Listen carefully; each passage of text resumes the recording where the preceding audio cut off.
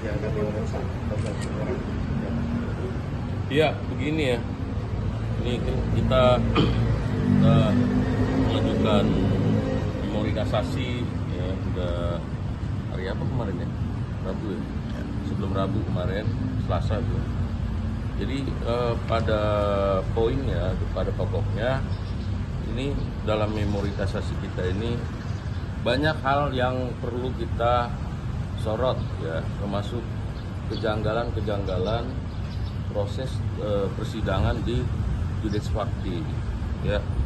Nah ini saya catat ya, teman-teman wartawan minta bantuannya kita. Proses persidangan kemarin, putusan di Pengadilan Tinggi Denpasar itu ada pelanggaran hukum acara. Jadi di dalam putusan kemarin ada 12 kali ketukan, kami udah rekam, ada juga saksi kita.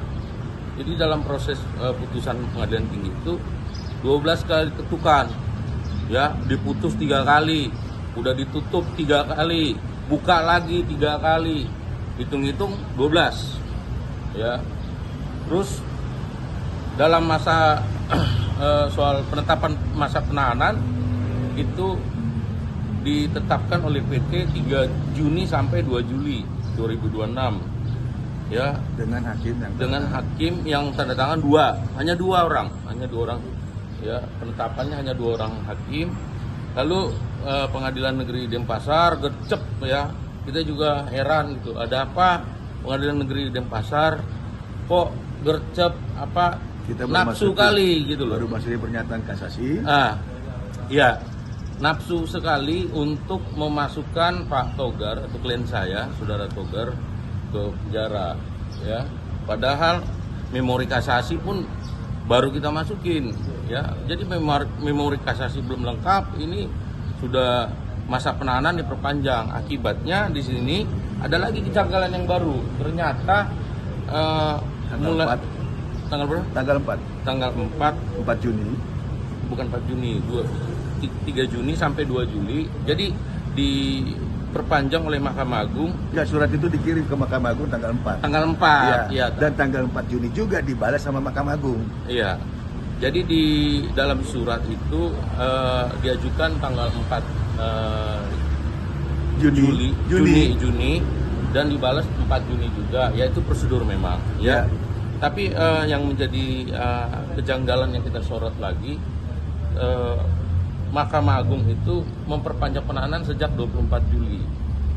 Ya, 24 Juli. Jadi dari 2 Juli dari PT masa berakhir diperpanjang 24 Juli. Jadi ada 22 hari ya, saudara Togar, Pak Togar ini klien kami, menjadi manusia merdeka. Lalu ditahan lagi, tahanan kota ya.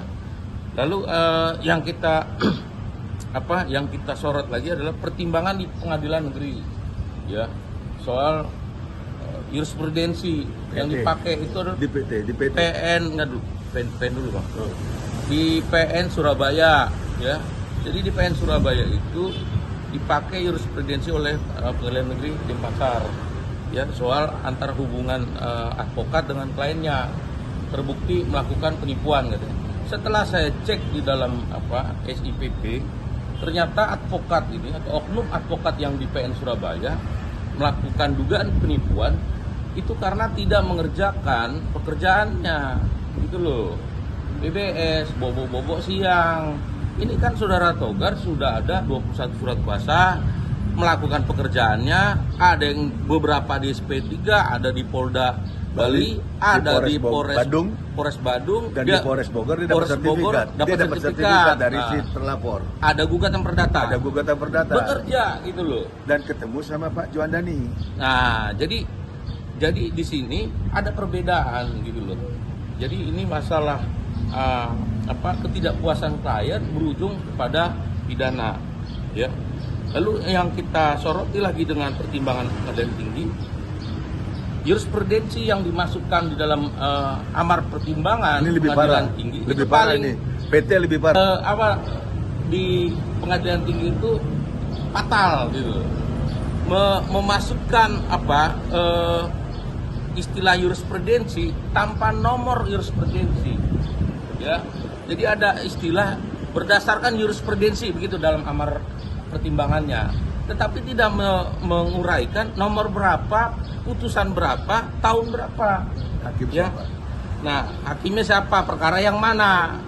Jadi ini berbahaya buat profesi advokat, ya, karena kita di dalam putusan MK, advokat itu dilindungi imunitas, ya, dalam bekerja, melaksanakan pekerjaannya untuk menjalankan profesinya. Nah, yang kedua yang kita sorot, ya, kita soroti dari pertimbangan pengadilan tinggi, unsur penipuan senantiasa dari hubungan kontraktual, tidak selalu hubungan hukum. Itu prestasi katanya. Jadi itu salah satu amar pertimbangan pengadilan tinggi bahwa kontraktual itu, ya, itu pidana katanya. Nah, itu kan sesat, ya, sesat pikir saya lihat. Yang ketiga, dalam amar pertimbangan itu yang janggal, ya, yang keliru, ya, membahas kode etik, ya, tetapi tidak tidak membahas apakah ada putusan kode etik atau Dewan Kehormatan. peradilan etik dari organisasi advokat, ya. Nah, ini tentu sangat berbahaya untuk profesi advokat ke depannya, ya.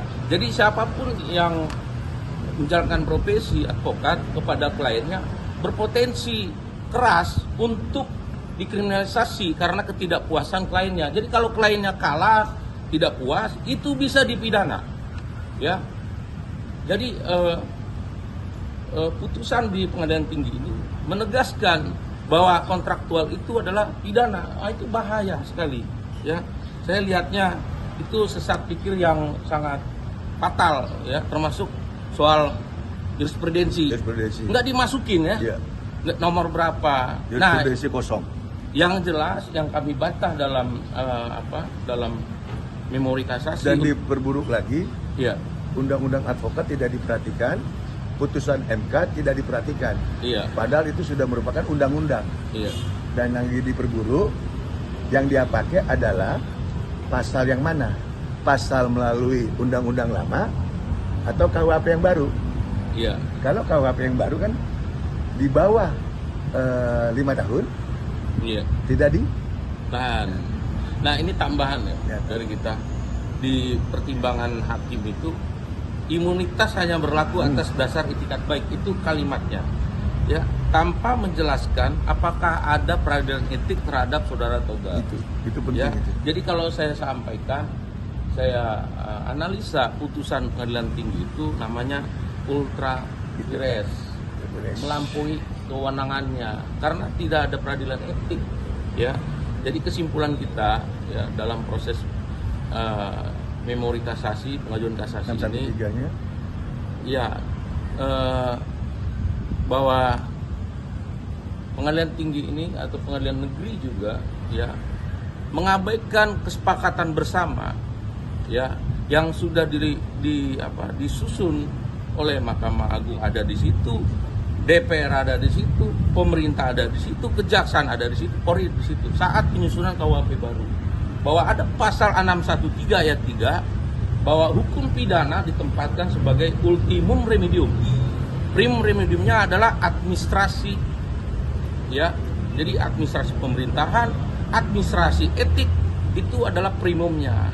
Jadi kesimpulan kita, ya, ada banyak hal yang menurut kita bahwa proses peradilan yang berlangsung mulai dari penyidikan, penuntutan sampai di pengadilan tinggi adalah rangkaian proses peradilan sesat, ya. Advokat, ya, bisa dipidana karena kontraktual, tadi saya sudah bahas, ya, karena kontraktual itu dianggap pidana. Nah, itu memang peradilan apa namanya itu? Peradilan sesat, ya. Itu putusan yang tidak berdasarkan fakta, dan kami di sini bermohon kepada Yang Mulia Ketua Mahkamah Agung untuk kembali lagi kami ingatkan mengawasi integritas peradilan kita, karena hakim-hakim saat ini, ya, kesejahteraannya telah dinaikkan, ya, gaji-gajinya sudah sangat tinggi. ya. Advokat nggak ada gaji. Advokat nggak ada gaji. Kadang kita menerima kasus pro bono ya. Pro bono. Pro bono, dan atas nama undang-undang kita harus kerjakan, nggak boleh menolak. Nggak boleh menolak. Nah, jadi harusnya ya advokat itu dilihat dulu apakah itikat baiknya itu ada atau tidak berdasarkan peradilan etik, ya, bukan peradilan pidana. Kurang lebih begitu, bisa ditambahkan, Bang? Sudah cukup. Ya, makasih.